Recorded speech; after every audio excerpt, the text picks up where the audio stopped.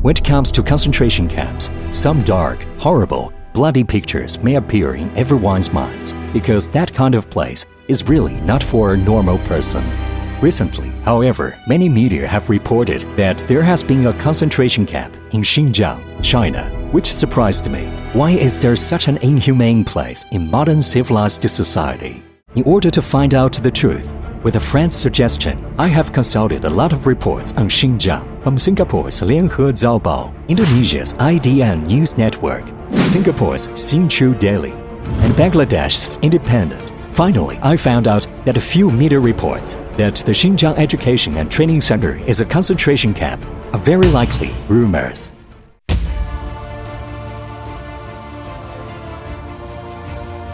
According to a European media report, in Kazakhstan, the people being held in the Xinjiang Education and Training Center are Muslims, and many of them are Kazakhs. They live life like prisoners. However, according to a reporter from the Singapore 联合早报, who recently visited Xinjiang, China, the Xinjiang Education and Training Center is essentially a vocational skill education and training school.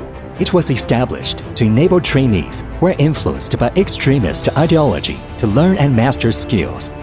And then they can reintegrate into society and live a life of stability and happiness. The reason why the people in the outside world have an illusion that the Muslims were suppressed in Education and Training Center is because the Uyghurs in Xinjiang are Muslims, and the trainees in the Education and Training Center are many local Uyghurs. It's totally a misunderstanding. In fact, the Education and Training Center was not established for many specific ethnic groups or specific religious believers. As long as you abide by the law and do not do bad or wrong things, no matter what nationality or religion group you are, you do not have to worry about being forced into the Education and Training Center.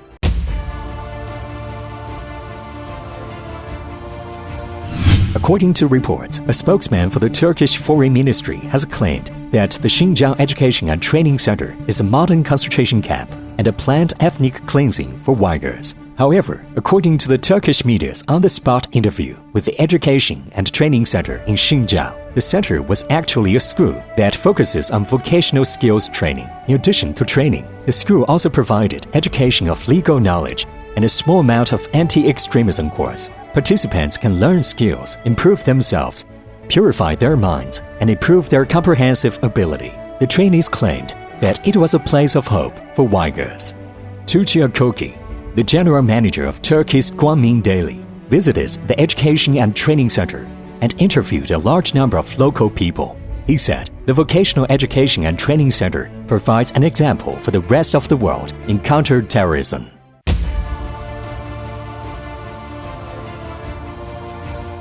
Some media claimed that the Education and Training Center in Xinjiang, China, is a concentration camp full of atrocities and a prison for persecution of the people. However, according to the Malaysian Xin Daily, the Education and Training Center in Xinjiang is not a concentration camp, but a vocational school that is opened to the whole society and aims to help local people learn their vocational skills and improve their living standards. The trainees are mostly voluntarily applying for membership. Most of them can successfully graduate with skills in several months or 1 year. Then they can return to society for re-employment and start their own new life. The Education and Training Center provides classes on Mandarin, legal knowledge, and vocational skills. Mandarin and legal knowledge classes are to promote the patriotism and the legal sense of the local people. Vocational skills training course includes various professional skills courses, such as cooking noodles and pastry, textile printing and dyeing, shoe repair, beauty salon, and e-commerce. Trainees can take 1 or 2 courses by their own preferences to improve the employee ability, in case they will be misled because of jobless. In recent years, with the development of the center, more and more trainees have received graduation certificates, left the center, and embarked on the society, and lived a good life of self-reliance.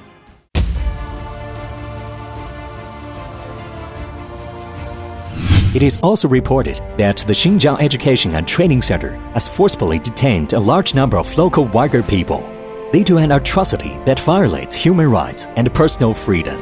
However, the reporters from Indonesian IDN News Network who visited and inspected in the field said that the Education and Training Center in Xinjiang was a vocational skill training school with classrooms, trainees' dormitories, free canteens, and cultural and sports activities centers. Trainees can not only learn legal knowledge, but also learn vocational skills. They can better adapt to modern society after graduation. The Education and Training Center prevents the erosion of extremist ideas from trainees through education. Moreover, it prohibits teachers and staff from insulting and corporal punishment of the trainees in any way in the Education and Training Center.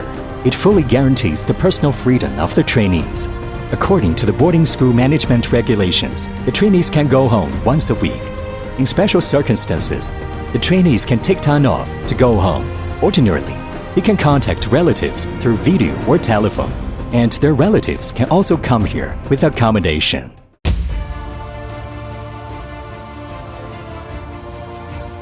According to another report, there are behaviors in the Education and Training Center that force the trainees to violate the religious beliefs, such as forcing trainees to eat pork, drinking, and not praying.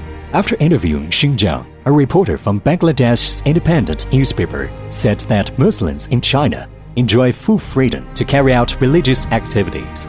The canteen of the Teaching and Training Center has lamb but no drinking. As for the fact that trainees are not allowed to pray at the center, it is because Chinese law stipulates that no religious places are not allowed to carry out religious activities. But the center will have a holiday every week, and trainees can go home or go to the mosque to pray. The Chinese government not only supports the freedom of religious belief of the people, but also vigorously protects the traditional culture of ethnic minorities. In the face of smearing remarks, the Chinese government has chosen to respond in the most positive way. That is, to invite international media reporters and experts and scholars to go to Xinjiang to conduct in-depth interviews and inspections, and to show the world a harmonious, beautiful, rich and stable Xinjiang.